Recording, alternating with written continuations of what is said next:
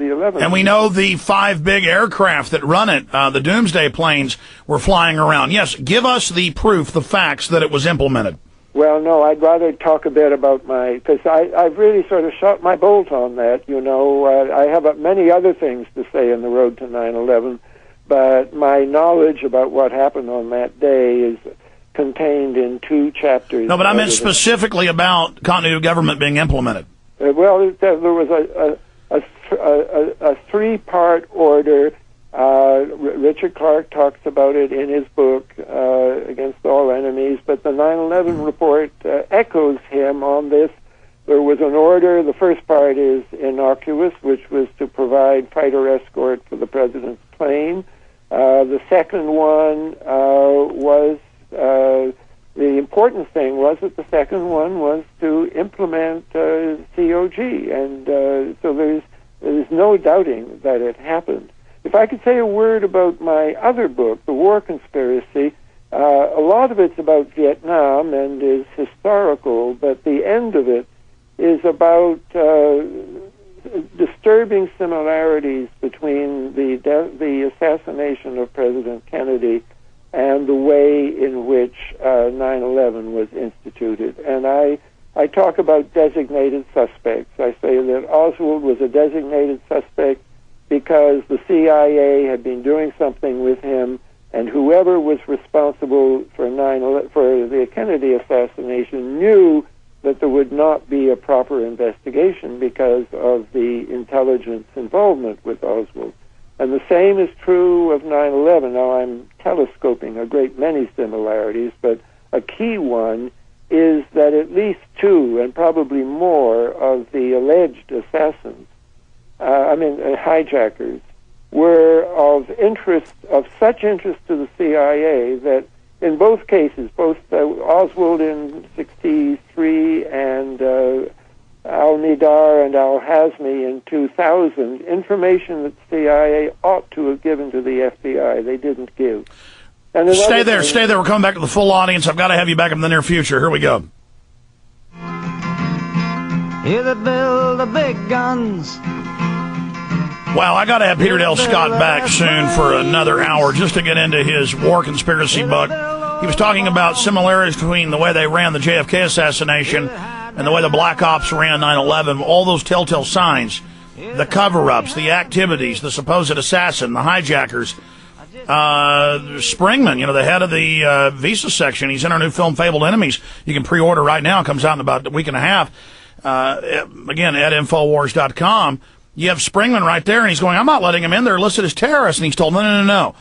That's a cover for their national security jobs. This is CIA. Let them in.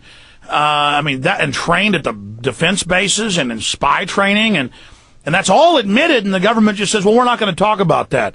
And, boy, I've got to read your 2 new books. I read one of your books, it must have been 10 years ago, just about the government shipping in the drugs. And then I read it. You've written so many books, but these 2 new ones, folks can go to your website and get them, can't they? My best books. I used to, the other books I was teaching, and I wrote them late at night in my spare time.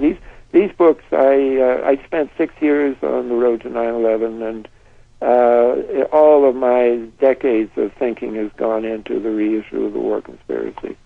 So thank you, Alex. Well, you bet. And again, I don't do you justice getting you on here and throwing all this. I'm trying to give people the big picture. I'm going to be out of town next week for the DNC, but how about I set you up for an hour with Jason Burnmas, who's sitting in, so you can come on and give them the parallels, the intelligence fingerprints on JFK in 1963. I'm on the road myself quite a lot in the next month. I'm going to Canada at the end of this month and going back to Canada to read poetry in the middle of September.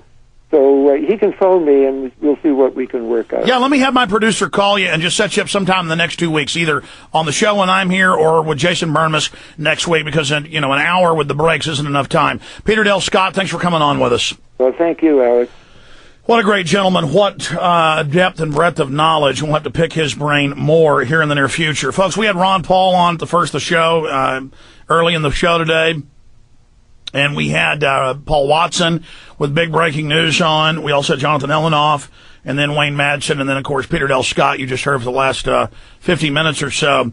That rebroadcast will start in about 3 minutes at one place on the internet.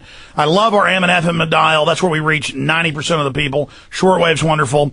But the good part about Infowars.com and the free podcast as well, but the restreaming, is that you can listen how you want, when you want. So if you missed any of the first hour, second hour, Ron Paul with just incredible info on Georgia, his wife, Carol, on the rally that's coming up. Will he be there? You'll find out on the show. Coming up right now at Infowars.com. Don't forget, Fabled Enemies is coming out, and I'm just too proud of this film. I want it to be a huge success. I want people to see this. We've also taken a bold risk putting this out. This film is controversial. You'll be able to see it at PrisonPlanet.tv on September 1st, a few hours early, wink, wink. I'll put it out on the 31st. At PrisonPlanet.tv for members there. And you can order the DVD right now and have it shipped out to you first, September 1st. Because we'll have all those pre-packets ready to go September 1st. UPS ground, take about 3 days on average in the United States to get that. And then in closing, Interfood, our wonderful folks, they make the show possible. Don't forget Interfood.com. And don't forget the best storable food company out there that I found anywhere, and that is the J. Michael Stevens Group. They make so much what we do possible. They're a wonderful storable food company. It's where I got a lot of my food. 1-800-409-5633, 1-800-409-5633, or efoodsdirect.com. Check out their big banners at the top of Infowars.com and PrisonPlanet.com. And don't forget, you can call them right now and get a free brochure or audio CD about what they're doing. 800-409-5633 or efoodsdirect.com. efoodsdirect.com. All right, retransmission starts right now with Ron Paul and the rest of it. Right now, we'll be right back in 1 minute at Infowars.com. Fox News has learned that some American terrorism investigators fear certain suspects in the September 11th attacks may have managed to stay ahead of them. Some U.S. investigators believe that there are Israelis again very much engaged in spying in and on the U.S. Whether it's because they're in intelligence services or what they were doing, I will defer to the Department of Justice and the FBI. That there was a report on the George Washington Bridge that there had been a van stopped there that had explosives. We have the suspect who drove the van. The van exploded. Amdocs Limited, an Israeli-based private telecommunications company. It is virtually impossible to make a call on normal phones without generating an Amdocs record of it.